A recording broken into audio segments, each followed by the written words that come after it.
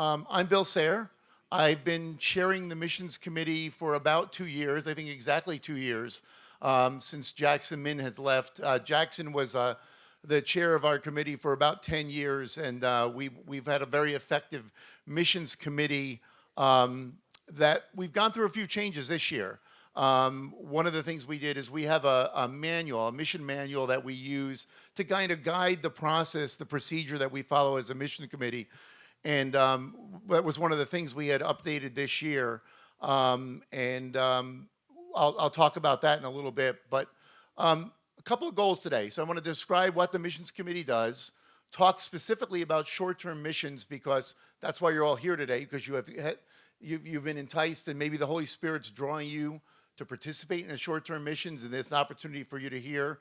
We'll outline each of the trips that we have, along with some testimonies of folks that have gone on those trips.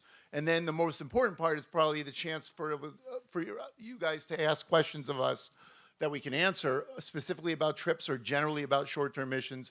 And then we have sign-up sheets over there. We'll sign up people that have any interest. So let me start talking about the mission committee first. So the mission committee is made up of the senior pastor, the chair, and the chair is appointed by the board, and 6 people on the committee that rotate. So each year, and this is one of the changes we made this year in the mission committee, is that we started a rotating program because a lot of us had been on the missions committee for a long time, and that was a good thing. Like our dear friend Linda Coleman, who's here in the room, I think has been on the missions committee for over 30 years and just retired.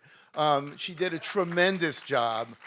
And while it's good to have new blood, that is seasoned blood that I really miss, because Linda just brought so much to the committee and has so much institutional memory, but she's here with us today, so she's always a resource we can draw upon.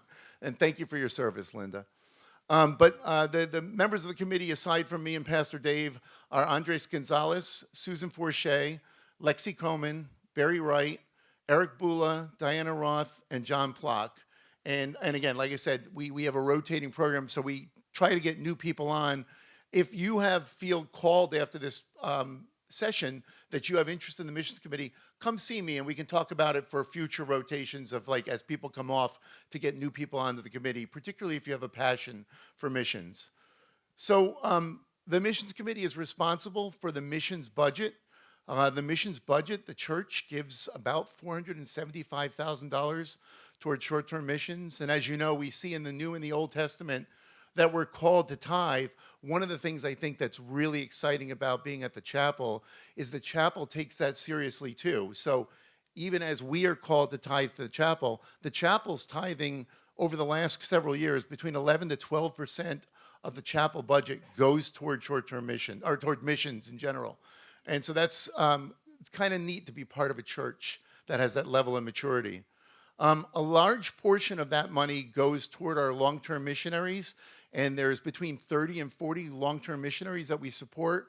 We take different ones on. When the missions committee meets, one of the things we talk about is new candidates that we have and considerations of them. The latest one we took on was just even this 6 days ago, last Monday. There's a gentleman ministers in a very difficult part of India called Gujarat. The gospel is successful in some parts of India, in some parts it's a lot of resistance. Gujarat is a part of India where it's very resistant, but there's a new gentleman, Suresh Sawant, who we just started supporting this last month, that's going to be helping to bring the gospel there. And so it's exciting when we have those new opportunities, particularly in areas where it's difficult for the gospel to go out, like that 1040 window of the world. And so we look for those opportunities. And then, of course, we fund our short-term missions. That's one of the key things, and that's one of the reasons we've done this program. And by the way, I see a lot of people that are standing up. Feel free to grab chairs and pull them in if you want to. You're good. Okay. And there's some empty chairs over here, too. But I'm excited that so many people are come, because we want to really have an official way to share with you what our short-term missions program is. We've done this in the past. We've had lots of mission trips in the past, but those trips have always been word of mouth. You know, if you knew somebody or somebody, saw you after church, they'd encourage you to become part of a short-term missions trip. We wanted one fair each year where we could tell everyone what's going on. And so that's what the intent of this is. So one of the changes we made this year was how we fund our short-term missions. So what we used to do is we used to cap it at $500. You know, if you went for a trip, and Andres will be up in just a second to tell about how we fund for trips. But when you wanted to do a trip before, the chapel would cap what they would give you at $500. And the committee felt very strong about a year ago that there was no reason to have such an arbitrary cap on it. So now we'll fund up to 50% of the cost of the trip, which makes it a little easier for you between that and the fundraising we ask you to generate for yourself. You know, hopefully in a lot of situations, you could be, you know, even though some of these trips can be fairly expensive, you could be in a situation where you don't have to put that much of your money toward it, you know, as God provides opportunity for you. So let me just talk about short-term missions. So we have a goal as a committee, and maybe I should say this is my personal goal, but we have a goal as a committee to get as many people at the chapel on a short-term mission trip as possible. I'd say my personal goal, I would love it if within the next 5 years, we got 50% of the people who attend the chapel to go on a short-term missions trip. That might sound aggressive and probably is a little aggressive, but we need to set our goals lofty. You know, because it's a great opportunity. So let me give, there's many reasons why I would encourage you to go on a short-term missions trip, but let me just highlight 3 of them for you. So the first reason I would give is for your own personal spiritual growth. You know, the fact that you could be on a missions trip and then it might grow your disciplines as far as prayer, study of God's word, sharing the gospel. These are all things that can be encouraged by doing a short-term missions trip. I found that was a case for me as I did a trip. It kind of like really sharpened those disciplines and my intention on focusing them. I'll also give an example of my daughter. My daughter, Laura, didn't go on a short-term trip. She went out, call it an intermediate trip, where she wasn't committing to long-term missions, but she did a 2-year missions trip, which the chapel actually supported her on. And she was 2 years in Mexico, and you know, it was kind of exciting to see her toward that. But when she finished the trip, I thought, now she's going to go on to grad school. She's going on to different things. That missions, the disciplines that God's called her to, maybe you know, they're going to wane. But that wasn't the case. She found another church, and in the area she was, because she had the opportunity to go to Mexico, and she had picked up those Spanish-speaking skills, she just, as part of her church, started a ministry in Spanish worship ministry. And that was an example of somebody whose dedication and their calling for the Lord got sharpened by doing a short to intermediate missions trip. And so I would look for that for you. Second reason, more effective prayer for our long-term ministries. As you'll find out, a lot of these trips we do, we're partnering with the long-term missionaries that we support as much as possible. And that's one of the key things we look for a long-term missionary. Is there an opportunity to pair with them in short-term missions? And so you can have the opportunity to, as you learn more about these long-term missionaries, to be able to pray more effectively for them, because you'll know their needs and you'll be more focused on what those needs are. And then the third thing I would say, and this is maybe the big goal, the lofty goal, I would pray that as you go on short-term missions trips, maybe the Lord's laying it on your heart that you need to be a long-term missionary. And while you might say, that sounds crazy, I can't see that happening, never say never. And there's nothing our missions committee would rather do than to sponsor one of you if you feel called to go to long-term missions. So these are the things I ask you to think about as we talk this morning. So at this point, I will call up my friend Andres Gonzalez, and he's going to share with you the process for generating funding, and then we'll go and start to outline our trips for you. Thank you. Good afternoon. My name is Andres Gonzalez. I serve as an elder here at Chapel, and also I'm part of the mission committee with Bill. So the process is it's really simple, but we have to be careful to follow the steps. First of all, you have to identify one of the trips that you want to go. We're offering 5 this year: Colombia, Mexico, the second one to Colombia, to Barranquilla, Kenya, and New York. And Dominican Republic. I keep forgetting that one, I'm sorry. So it's 6. Thank you. Then you have samples of the application there. You have to fill out the application. You can do it on paper or you can do it online, whatever is more easier for you. And then the committee we schedule an interview. Two of us will interview you just to go through what a mission trip is and if you're ready to go. But don't be scared. It's just a simple conversation, 10, 15 minutes with you just to make sure that you're ready to go. After the interview, we will ask you to put a deposit. This deposit is not refundable, and the amount is depending on what mission trip you're going, because as Bill said before, some of them are more expensive than others. And then this is the fundraising part. So fundraising is part of the process, okay? It helps you to humble you, to reach out to people, and we ask you to at least reach out to 30 people via email, text messages, in person, letters. And they don't have to be from the church, because if like 50 of us are going on a mission trip, somebody from church may get 3, 4, 5 fundraising letters, so that probably is not fair. So we want you to look out of, in your job, friends, family, and don't be scared to send this to non-believers. You never know. This is an opportunity to share your faith with them, as Kevin King told us, yeah. So coworkers, family members, you can just share with them the letter and tell them what you're going to do and why you're doing it. So that's an opportunity to share your faith.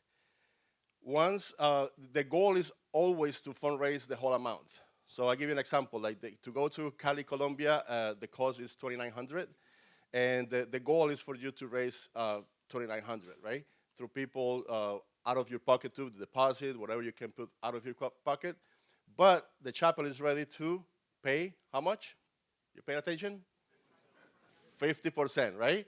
But the goal is always, once you reach that 50%, we encourage you to keep knocking on doors, keep fundraising, because the goal is for you to raise 100%. But if you can't, then we pick up the rest.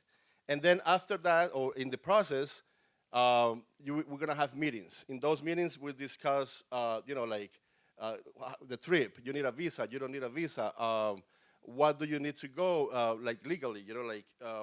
You make sure your passport is not expiring in the next month. You have to have the passport ready. So you have to attend maybe 2 or 3 meetings before we go on the actual trip. Okay. I don't know if you have any questions at this point about the process. Yes, sir. What do you do if you raise more money than you need? Oh, that's a good question. Maybe one of the other person going needs that money. Maybe we can just do that, or we can just save that for your next trip. I'm just improvising. I don't know, Bill. You answer. No, that's good. Yeah, we can. There's many things we can do. What we try to do, though, is because some people get better response than other people to their requests for support, we try to socialize that wherever we can, so that if you tended to get more than someone else did and more, we would see if you'd be willing to give the excess to help someone who got less. A lot of trips. Over the course of everyone going on the trip, we usually find that we get pretty well funded for our trips. Okay, so that's pretty much it about the process. And if you have any questions after the meeting, I'll be there. Thank you.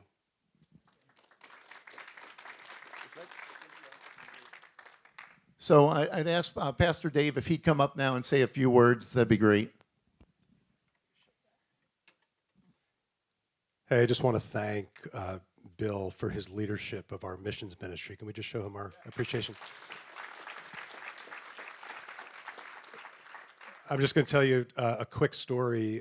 On the second short-term mission trip I led when I was, years ago, I was the singles pastor here at the chapel.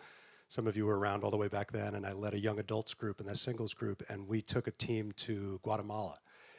And I remember one day our job, our task was just traveling around and knocking on doors and just asking people if they wanted to hear about the gospel. And amazingly, like 90% of the people said, sure, come on in, let's talk. A little bit different maybe than the response you'd get in the US, although maybe not. And I remember we were in this beautiful area with like mountains and volcanic activity. And we got to this house, and the guy sold pharmaceuticals and medicine out of his house. You know, it's less regulated there of who can sell that kind of stuff. And he invited us in, and we said, you know, we want to talk to you about the gospel. And I'll never forget the guy, he had his wife with him, and he said, I've been waiting for somebody to come and tell me this. because I've known there's something more. So in that case, very nominal Catholic culture. It was just the culture. There wasn't a real sense of real faith in his life. And he said, I've been waiting for this. And when we explained the simple gospel of what Christ has done on the cross, and you can respond by faith and receive salvation and forgiveness, he was like, I'm in. And him and his wife, both with us in the living room, prayed to receive Christ. And we spent about an hour with him, just encouraging him and praying for him and talking about his life. Those are the kinds of things you experience when you set aside a week and go on a trip like this. It's exhausting. It's sacrifice because you're taking time off work. You're probably using vacation time. Guys, it is so worth it. It's an amazing experience. And I've seen people grow. It's like a concentrated growth. Like I've seen people grow like a year's worth on a week mission trip because of all the things that have been mentioned. You're challenged. You're pushed out of your comfort zone. You're with a group of people that you're kind of in the battle together with. So I really encourage you to think about it. If it's a little uncomfortable for you, maybe push past that discomfort. You know, Jesus said, you'll be my witnesses. And this is just a perfect way to do that, to spend a week in concentrated being a witness of Christ. So thanks for being here today. We'll be hanging around today to answer questions, but I hope you'll come with us on one of these trips. That's all I got to say.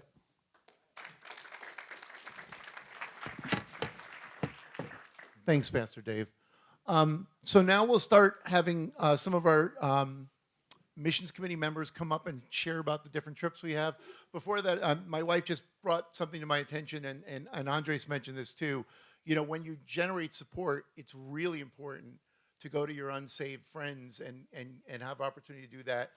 Kevin King, if you were with us during J-Term, he talked about those Shema opportunities, and that becomes a great Shema opportunity to really talk about your faith by just asking a non-Christian friend to support you.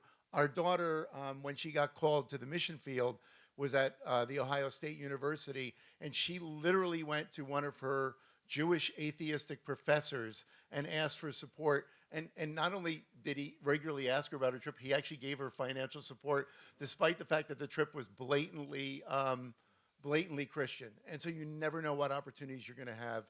Just those Shema moments, as Kevin King said, to just share your gospel, give it opportunity to share. Why are you doing the trip? You know, what's God laid on your heart about that? So let me call up Andres again.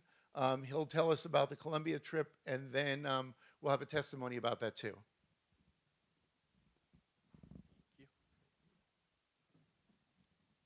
Okay, so we have 2 trips to Colombia this year. One is to Barranquilla, and the other one is to Cali. The Cali trip is in June, and the Barranquilla trip is in October. So I can give you more details when we go to the table. So this, the leader of these trips is Sam Ingracia. So he's one of the long-term missionaries that the chapel supports, and he's the one who leads those 2 trips. When you go to Colombia, these trips are like door-to-door evangelism. So it's a Saturday to Saturday trip. Saturdays are just to get to Colombia and get settled. Sunday, you have some training on what you're doing, because that's some of the things like, oh, I'm not ready, you know, I don't know what to do. I'm scared. Like that Sunday is when you get ready for the field. And then Monday through Thursday is when we go with people from Colombia, and you have have people that interpret for you. Like, you know, these guys are amazing from high school. They go to a bilingual high school in Colombia, so they will translate it for you. You go door to door, you share the gospel like that's, and maybe like 4 different barrios in Barranquilla or Cali. And then on Friday, we have a big celebration. So what is beautiful about this organization, E3 Partners, which is the one that Simon Gracia works with, is that it's not like we just go, knock on the door, share the gospel, and sayonara, I don't see you again. No, that's not the case. And that's why the chapel supports this mission, is just because before we go, they develop in leaderships. Leaders, they go to classes, they're ready for us to come. And then after the mission trip, they also do follow-up. And all of this is also part of what they use the money for. Because these trips to Colombia are $2,900. That includes everything. You don't have to worry about anything, you know, like that includes the hotel, the meals, transportation, everything. And you do have a day off, which is Friday, pretty much like half of the day or a little bit more is off. So you can go and sightsee the city, and they, like all relax in the hotel after 4 days of hard work. It is, Barranquilla especially is really hot, but all these details is what we discuss in those meetings before the trip, okay? Any questions about Colombia? Or the trips? Okay, thank you. That's pretty much it. Any other questions? I'll be there too. Thank you. Sam? Okay, Sam. I don't know if you knew, but you're going to have to give a testimony. So Sam went to Colombia last year for the very first time, and he's going to share his testimony. Thank you. Yes, I'll just share a little bit of what I took away. So I guess to preface it, a few years back I was listening to like John Piper sermons and reading some books, and he was talking about missions and like hearts for the nation, having a heart for the nations, and I guess I was feeling willing to go on a missions trip, but I didn't understand what it would look like for me. I was in college at the time, but long story short, I decided to say yes to this trip, sign up. And going into it, I was very uncomfortable, to be honest. It was door-to-door evangelism, and I really thought that they weren't going to receive what I was saying, just because I felt out of place. We were going into like a very poor neighborhood, and I don't know, it was just a lot of self-consciousness and a lot of discomfort, I'll be honest. And I remember halfway through the trip, I decided like I had to like surrender that to God, and I was praying, and I wanted to like let go of all that self-consciousness, and I saw God change the conversations. And again, I just didn't have any experience with it, so that was one thing, and that made me think about the sermon today, about asking the Lord for courage, and then realizing that the courage comes from the Spirit. And for me, that became like I saw that happen in myself. I saw, like I said, the conversations changed, and I felt more at peace. What's another thing that I could share? Yeah, I think after that trip, it also helped me to do things that I wasn't doing already. I had evangelized like in college, on campus, but like fast forward a few months after the trip, I've got some brothers and sisters in Christ that go to this church, and we're just like I'm taking what I learned, and we're all just getting together now. We're evangelizing. We're going to like Patterson, and I feel like the Lord is just giving us like that encouragement through the Spirit to go do it. But I think if I didn't go on this trip, I wouldn't have, like I said, if I wouldn't have gone through all that discomfort, because yes, it is challenging. It's really hot. People complain. We all kind of get in our flesh for some moments. But I guess what I would say is don't shy away from, or don't be scared of that discomfort and that challenge. And I testified to that. I feel like I grew a few months worth of my spiritual growth in that week. And I'd encourage you guys, especially like the young adults too. I feel like I mention it, but everyone's like, oh no, like I've got nothing to do that. And I think that's true. You guys might not be missionaries. I don't think I'm a missionary. Like I don't know if I'm called to that, but I learned a lot, and it was a great experience.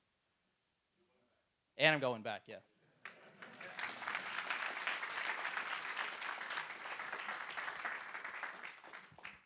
Thank you, Sam.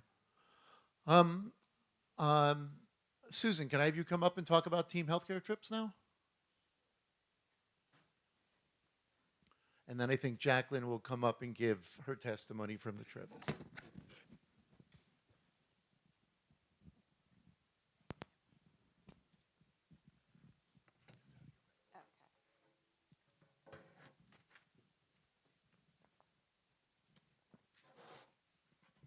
Hi, everybody. So my name is Susan Forche, and I've been serving with Team Healthcare now since back in 2012. We are presently offering a trip this year to Tanzania, which will be a new endeavor for us. We've been to Kenya for many years, and we're unsure as to whether we'll be able to pursue that again this year. However, in our last mission trip to Kenya, we met up with 3 wonderful dentists who were affiliated with Global Medical Missions Alliance, I believe. and they had experience providing mission work in Tanzania, and he was connected with a big church, Bethel Revival Temple, and this church has not only a retreat center, but it also has a clinic that's full-time. So we have the opportunity to go to this clinic. We would be stationed in the clinic all week and provide medical care to the people of Morogoro. What I really came here prepared to talk about was a prior missions trip to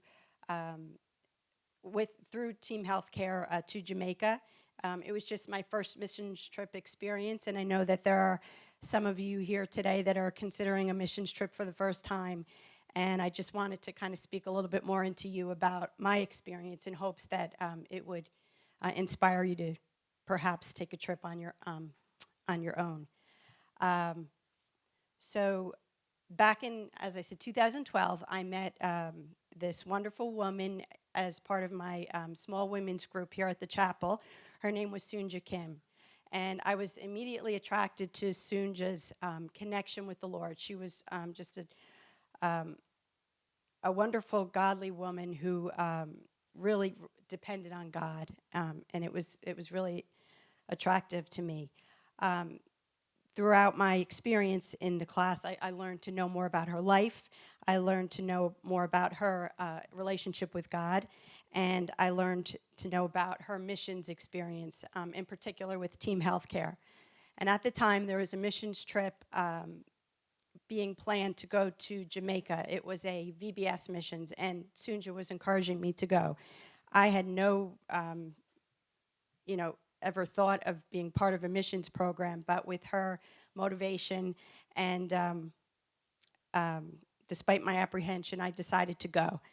And God, he just started blessing me, challenging me, and showing up from like the beginning of the process. The first challenge that I had was that I was encouraged to fundraise, and I was just very uncomfortable with asking other people to help support me financially. But I was just truly blessed by the people who just stepped up and supported me willingly, and they were just happy to be able to provide support to the mission in that way. And wouldn't it be awesome, like, to be part of, like, if the chapel here was just full of people like that who support missions and attend missions, like, what could we do with that combination?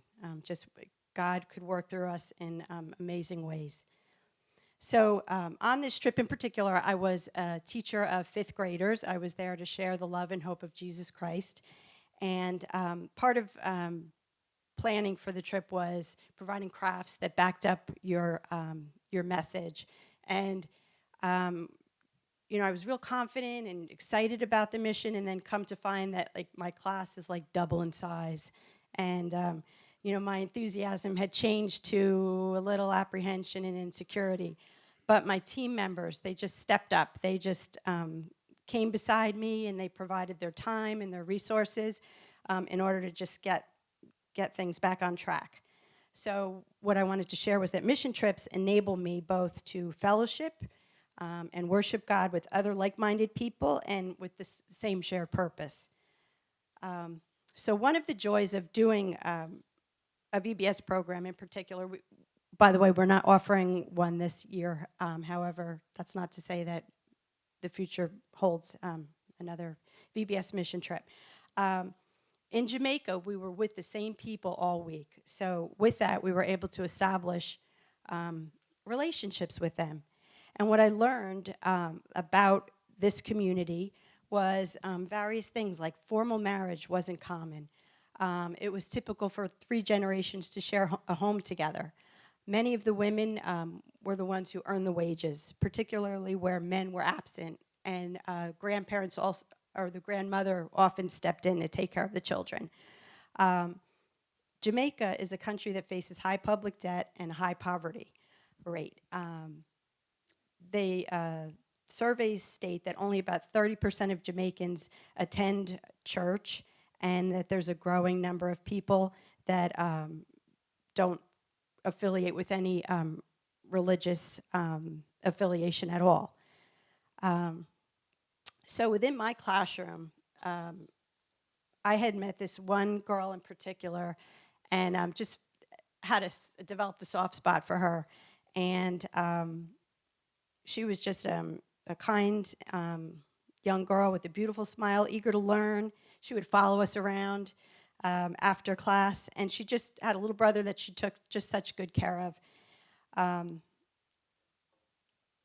So that's a side note. As a side note, we, in addition to bringing a lot of supplies to run the program, we would bring clothes, and we would set one evening aside during the week to walk around a local community to give out clothing. And I was really humbled and sobered by this community that we visited.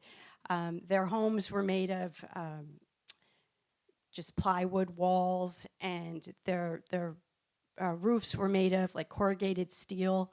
The floor was dirt, it was dusty, it was dry, and there was no water available. It was just a very eye-opening experience. So we began walking around this community, and as we came into the community, the families would come to their gates and to visit us, to receive support. And the first person, wouldn't you know, who I ran into was this little girl that was in my class. And God surely gave me perspective on what was truly important. He just knew how to speak to me in that moment and leave a lasting impression upon me. So, like, what this enabled me to do was just to meet, like, these beautiful people that just needed, that were just born into poverty and born into these circumstances that were out of their control. And it was just such a privilege to be able to have that opportunity to share the good news of God to these people in this community. So humbled, though, by the joy that this little girl had, and the close family bonds that she had with her family. Just puts things into perspective. You know, really told me what was truly important. Relationships, loving others. It reminded me of how privileged I was, and how less can actually be more. How many inconveniences, or I'm sorry, how many things in our lives, whether it's the things that we fill our time with, or the material things that we pursue, how that gets in the way of what's really important. So this mission trip also gives me opportunity to embrace discomfort, which leads me to depend more upon God, to learn, adapt, and to challenge myself in creative ways. So Jamaica is like a very hot place, and I used to associate Jamaica with, like, as being Africa hot, and Jamaica in July has its own gauge of heat temperature for sure. It's a very hot place, and during the week that we stayed at the mission house, the water pressure was extremely low, which meant no water. So being so hot, the only way to really cool ourselves off was to, without any water pressure, was to take water bottle showers, literally just water bottles and showering ourselves. So truly ways to adapt to discomforts and make it through. And those are the stories that you remember as well and tell over and over again. So I don't know if any of you have been to a chapel kids camp over the summer. Has anybody been to one of those? They're full of energy, right? And by the end of the week, the kids are like full of the Spirit, and they're just belting out the lyrics to the songs that they've been practicing all week. It was true as well in our during our visit with our Jamaica friends.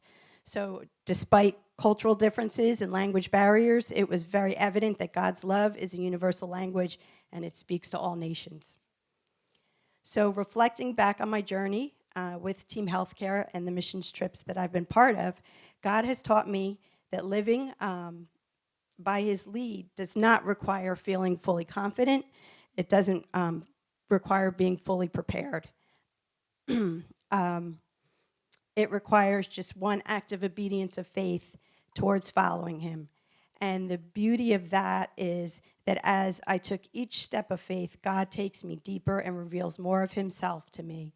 And that's what Pastor Dave, you were talking about, how it's like a condensed version of just tuning into your faith. That's what I had experienced. So finally, hearing about other people's missions experience does not compare to having the opportunity to actively have a hands-on experience of being the hands and feet of being Jesus. I just hope that some of what I've experienced may encourage you to step out of your comfort zone and to experience what God wants to reveal in you. Thank you.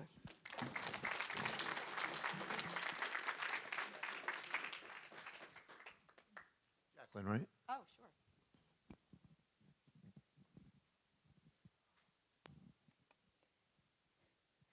Hello, I am so encouraged to see you all here today. I am Jacqueline. In 2012, I wandered into the chapel with my family. We were looking for a new church, and Pastor Dave put up on the screen a few mission trip opportunities. And Team Healthcare had a photo up there, and it was their Peru 2012 mission trip. And I looked at my mom. I said, "Mom, I'm going on that trip." She said, "We don't go to this church." I said, "Mom, I'm going on that trip." She said, "You don't do anything in medicine." I said, "I know, but Mom, I'm going on that trip." And I went on that trip. Sang and Sunja invited me on that trip. The chapel invited me on that trip. The missions committee approved me to go on that trip. I had no qualifications other than that I loved Jesus Christ so much. And on that trip, I think Sang and Sunja knew very quickly they weren't going to Peru to do anything for those Peruvians, but it was for me. We served them with love. We served them with kindness. But that entire trip, they were looking at me and wondering, what are they going to do with this girl who has no idea what she's doing with her life? And the two of them loved on me, and every single person who I knew not a soul on that trip, because I did not go to the church at the time. I had gone to one service, and I had seen that picture on the screen, but God touched my heart. And everyone on that trip just became my friend and became a sister and brother in Christ with me. We built friendships, relationships. We served and loved on those people to the point where I knew nothing about medicine, but they taught me how to use a thermometer. And I struggled with a blood pressure cuff, but I figured it out. I'm not sure if all those vitals were real, but I wrote them down. I got very sick on the trip, and a couple, Charlie and Janet Schmidt, who go to the chapel, they took care of me. They wiped my mouth, and then they wiped my behind, and we became very, very good friends, which is important towards the end of the story. But the friendships we made with each other and with the people there, it changed my life. It changed my love for Jesus, and it changed my heart for Jesus to where the trajectory of my life was changed forever. On that trip, I saw a young boy die of what they called appendicitis. Now, I was not even 20 years old. I did not know what appendicitis meant, but I cried for this young boy as he died in the arms of his mother. Sang and Sunja looked at me and they said, "You're young and you're very smart and you could do so much more with your life. So I want you to think about that when you go home." I didn't know what that meant either, but I had time on this trip to think about it and pray about it. I got home. Well, before I got home, we got some ups and downs on that trip that really tested our faith. I really reaffirmed my faith in Jesus Christ on that trip, and there was no going back. Once you do that, once you really know you belong to him and he's got you, there's no going back. I got home from that trip, and I prayed, and I said, "Jesus, I'll do anything you want me to do with the rest of my life." And he said, "Then go back to medical school. Do something in medicine and change. You saw that little boy die. I don't want anyone else like that if you could do something about it." So I prayed, if you get me in, you got to give me the money. I don't have any money to pay for that. I got a scholarship to go to medical school. I said, if you can get me through this class called chemistry, I'll go to Africa. Team Healthcare has taken me to Africa 3 times. And I keep my promises, he keeps his promises. You never know what's going to happen on a short-term mission trip. It'll change your life. It'll change your heart. It'll make you love Jesus more than you ever thought you could. That couple who took such good care of me, they introduced me to my future husband. We just got married.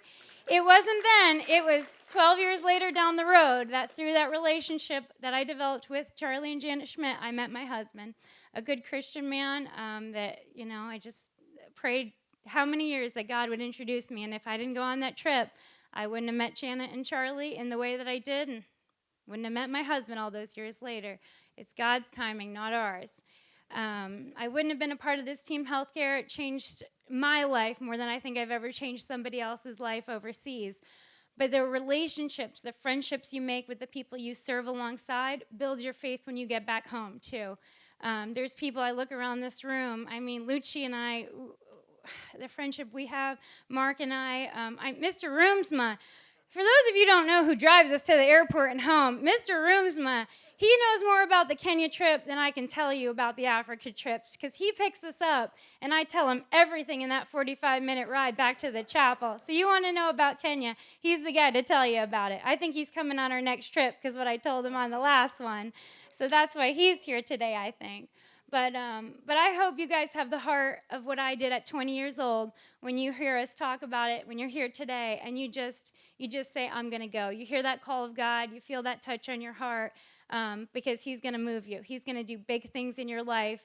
We go, we serve these people. We love on them. We hope we change their lives too. Even if just one is changed, every dollar from that mission trip is worth it. Every 18-hour flight over to Kenya, because it is 18 hours going and 22 hours coming home, just one life is worth it. So thank you so much for being here. Thank you to the chapel for doing this. It's so important. To the missions committee for sponsoring it every year, and for all of you who donate, who've been a part of it. Can I just have everyone who's been on the Kenya trip before? I know Kathleen is here too. Just so if you are interested in Africa or Kenya, Tanzania, you know who to ask a couple questions to after, because I didn't talk about it a lot. But these people can answer your questions. So if you've been a part of Team Kenya, if you can just stand real quick, please. Thank you. These are the people to ask.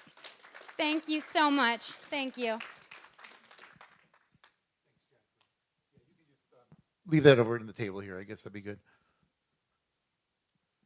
So let me just tell you about a few other trips. Of one other testimony about our trips. The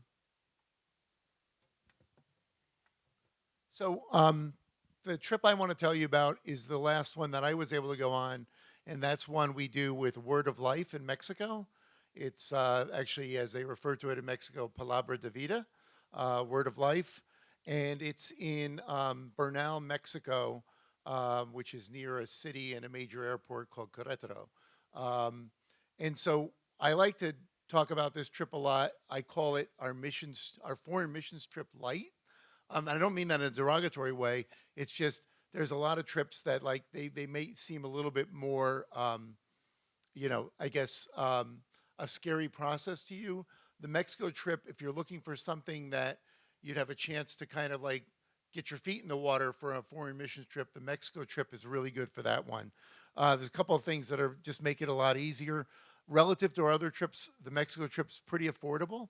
We usually do it for about $1,200 or even less if we get the airfare fairly cheaply.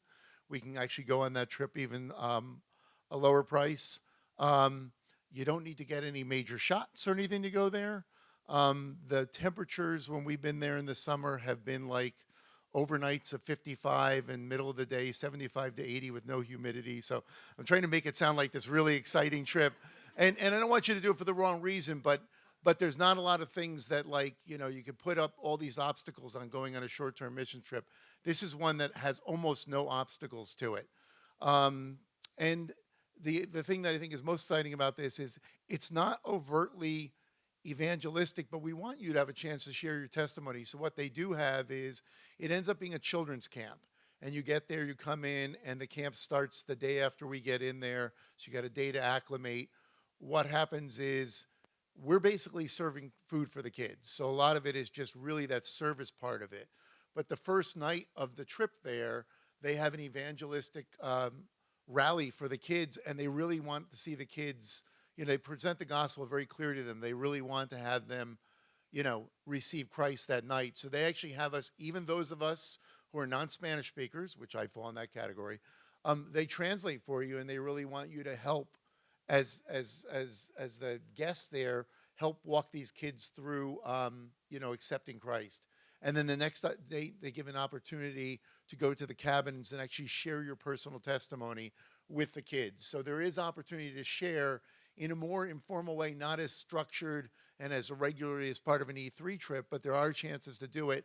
And so that's why we want to bring this trip to your attention. We'll be doing this trip either the third week in July or the second week in August. If this is one you're interested in and you sign up, what we'll try to do is see when most people are available. It's one of the weeks is a children's camp where we work with the younger kids. That's the one we've typically done in the past. The other one would be a teen week. And they tend to need support because of the way the school year works in Mexico. I tend to push toward the one that is the last week, the one that would be this second week in August, because at that point in Mexico, a lot of their staff goes back to school, college students, and so we can supplement them and help them out more. It gives us more opportunity, but it's also neat to be there earlier for the children's camp. So if you sign up for this one, we'll try to see when most people are available to go and do it that way. And like I said, the price would be $1,200 or less. And again, if you raise your own support, the chapel would pick up half of that amount. Let me talk about some of the other trips that we have. We have a Dominican Republic trip that we do with Pastor Charles. And that trip is with City Impact. I think that's what you wanted me to mention, right? City Impact?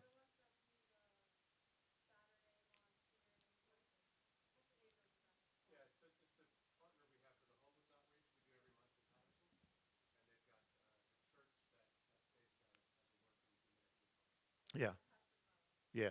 And Pastor Charles he does a number of different trips each year, but he likes to do 2 trips to Dominican Republic.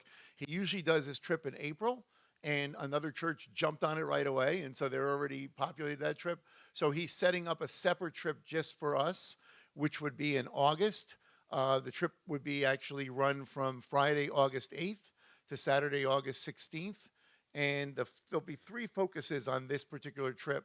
One will be they have 250 children as part of a VBS program, and those are kids aged 3 to 17, so working with those kids.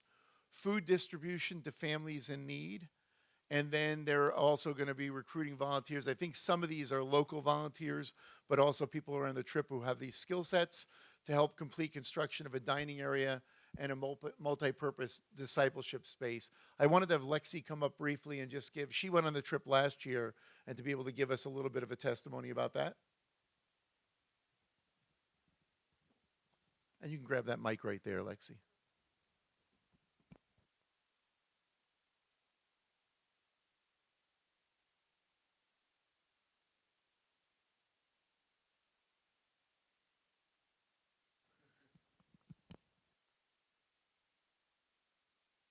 Wait, let's switch. Oh, okay. All right.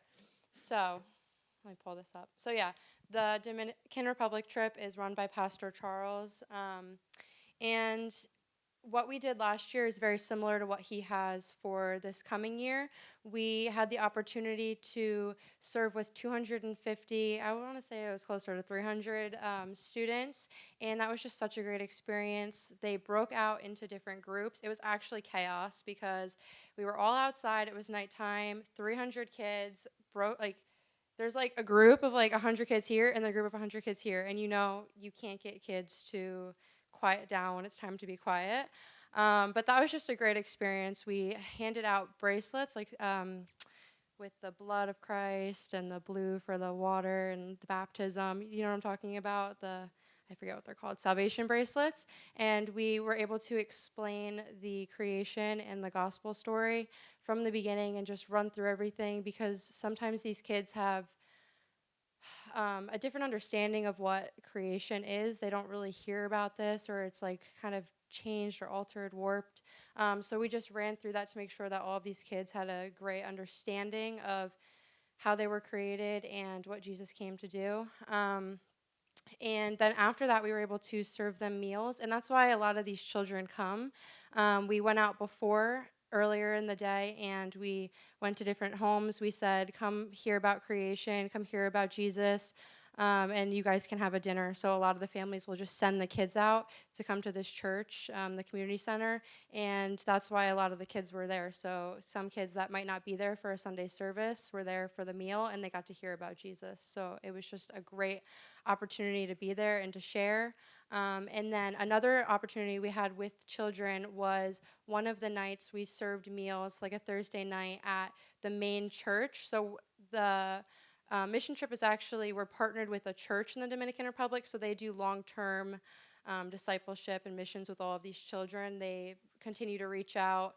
Children have the opportunity to come to this church. So on Thursday nights at the church, we handed out meals for some of the kids. So kids would come, families just dropped off a bunch of random kids, and we were able to just sit down and connect with them and invite them to come to the service on Sunday, where Pastor Charles gave a message, and some of the women we were able to sing worship and lead worship at the church. So if you're gifted musically, you have that opportunity. And then for the construction, the men, I don't know how to explain it. They like connected two buildings together. So we have one building where we have like high school girls come in. They're able to learn how to sew and do some projects for the church to just keep them in a good area after school. And then also the funds from that go to support the church financially. So the men, they like connected that building to the church building. I did not do that. There was I think Carmen, she was one of the women, she went and painted. So if you have a husband that does construction, this is a great trip for them. But yeah, the woman, we went out and did the children's ministry. So I don't know if there's anything else. Let me see. Oh, I had the opportunity to preach to about 30 church leaders and adults from the community. So that one night when we had about 300 children come, after they had gone home with their meals, some of the parents and the church leaders for that community center, they came and stayed, and I was able to run through the creation story, run through the gospel, and then talk about revival to the leaders for their church and explain, like, yes, missionaries are coming here, but we're not your savior, and this is your job to go out and share this with the children and go out into your communities and ask people to come. So we had that opportunity. And then also, for evangelism, we had an opportunity to go out into like a dump community. This was a very dangerous community where people lived in a dump.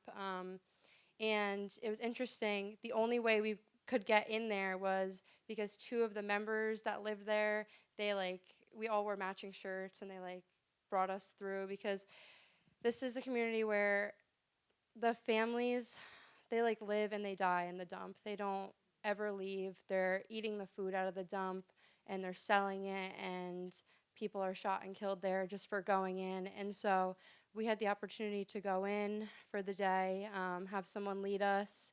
So we were safe. Everyone knew that we were coming. But it was just a great opportunity to go out there. We were able to check on some of the students who are a part of there's a school that's partnered with the church that we go in with. So we were able to check on some of the students, and it was just heartbreaking, the things that we saw. We saw a little boy. He was in a motorcycle accident. He burned the side of his face really bad. And so we were able to just do some, we give him medical attention, put some cream on his burns, bandage him up. So it was just amazing that we could be there for him, check on him, let the school know what had happened.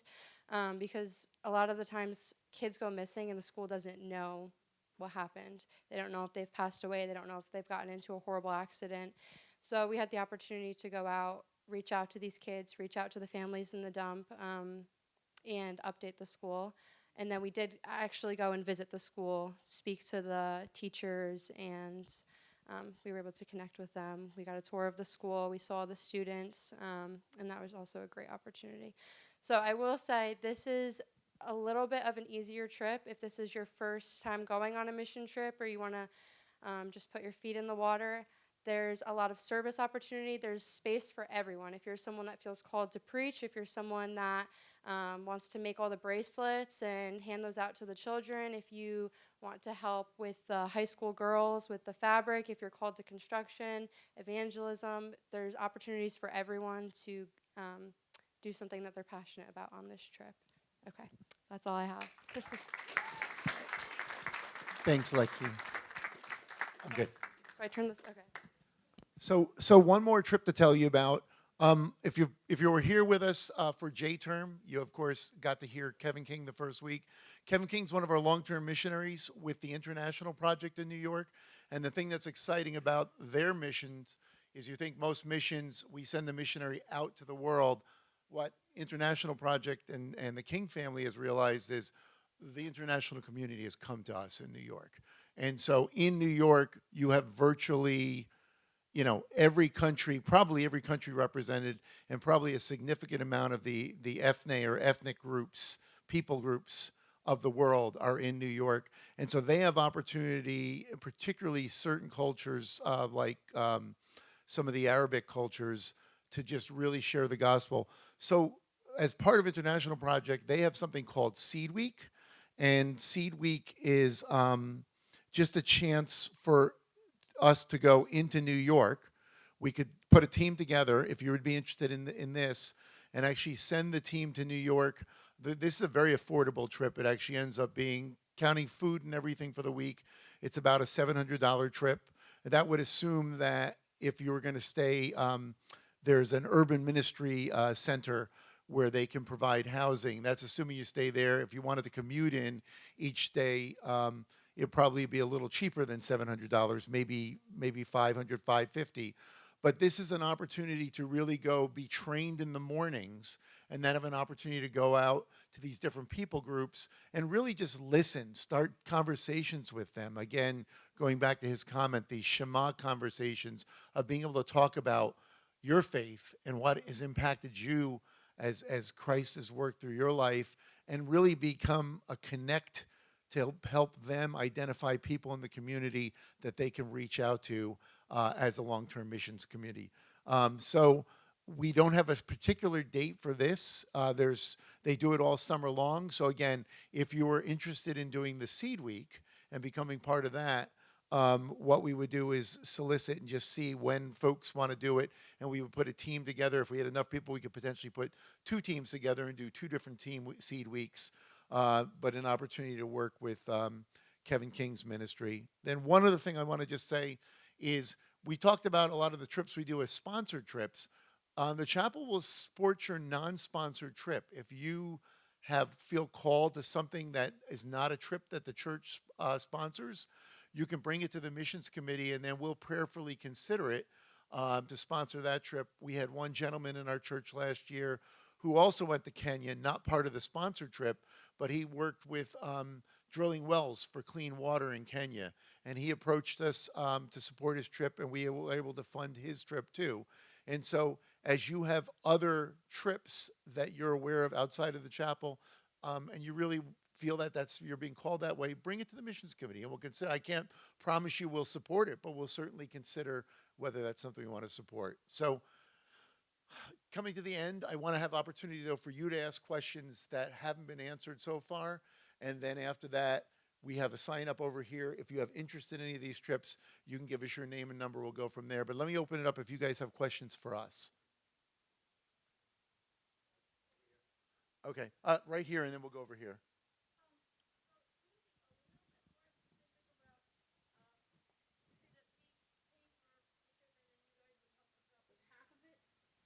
Yeah, so when you sign up for the trip, so let's just pick the Colombia trip, the $2,900 Colombia trip, since that's one of the ones that's a little bit more expensive.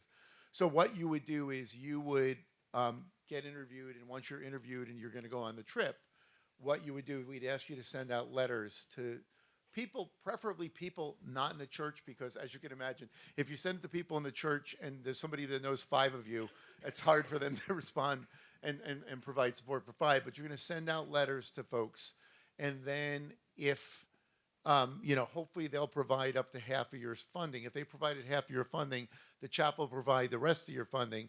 If you don't get enough, let's say you only got quarter of that funding that you needed, the chapel's still going to pick up half as long as you do the good faith effort of raising the funds. So in that case, you'd have to pick up a quarter of the $2,900 or approximately $750 out of your own pocket. Now, if some of your people that are going on the trip with you have gotten more funding than they need, we try to pool that money to make up for the deficit. So if we do really well with getting 50% of the funding from outside the church, up to 100% of your trip could be covered. So was that answer your question?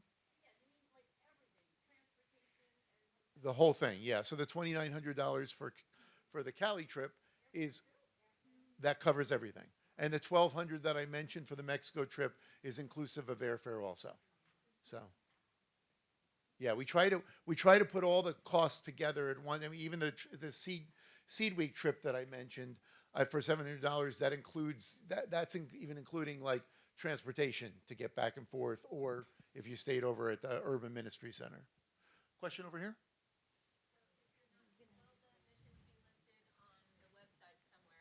We very yeah, no, very good question. Yeah, so the question was, will we be listing our missions trip on the website? Yes, we will. I apologize that we're remiss. What would have been good is to have them all out there beforehand, and we don't yet. But as you sign up, we'll certainly keep you in the mix of like what what information is out there. But we will try to get those on the website within the next month or two. Question here. Yeah, about how many people go on? Oh, good thing though. About how many people go on these trips?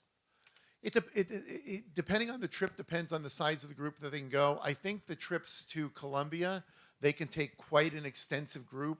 Larry, some of the groups have been like 50 in the past or so. Not 50 from our chapel, but 50 people. Like they're sizable trips. They can accommodate a lot of people, right? Yeah. Can I say something? Okay. And so, but some of the trips, like the one in Mexico's in Bernal that I mentioned, that one we might limit that one to 15 people. It might get a little unwieldy above that. But if we get more people than we have room for, we'll try to see if we can maybe field 2 teams and send a separate week. So, another question? Okay.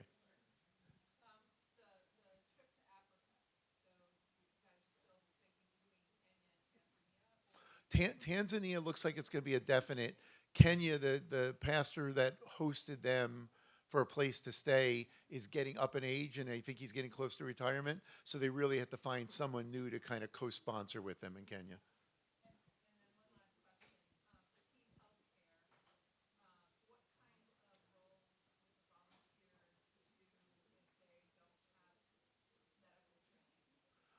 Susan, could you? Okay, go. Please do. Yeah.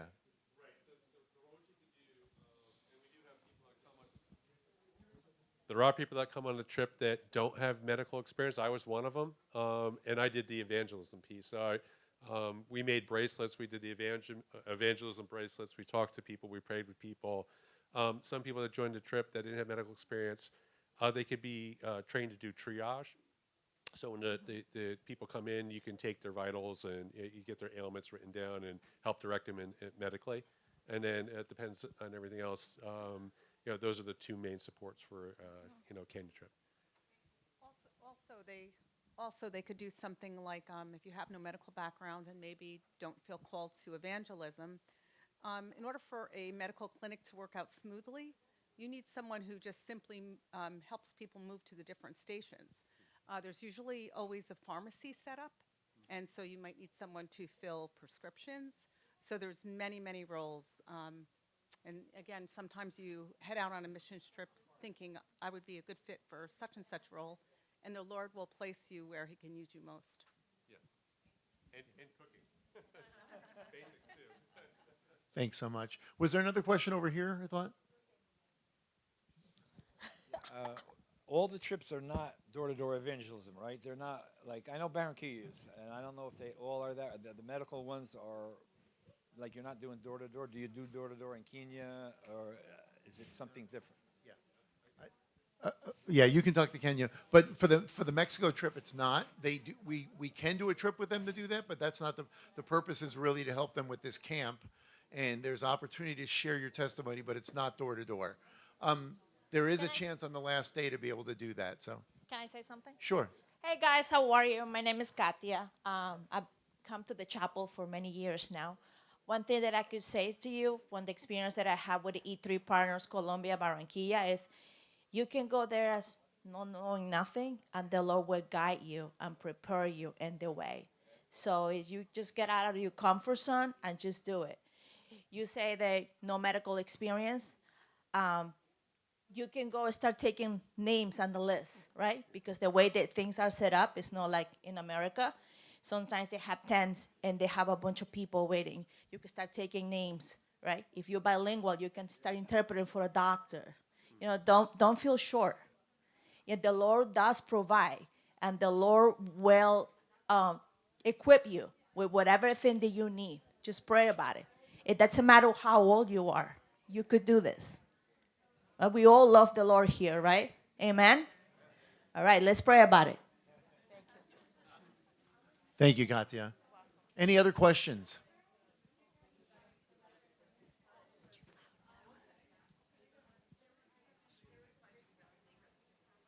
At the table, Yeah, I just had specific to me, but could be general to other people. One concern that I have is medical conditions for those of us that may want to volunteer. I have diabetes, I take insulin.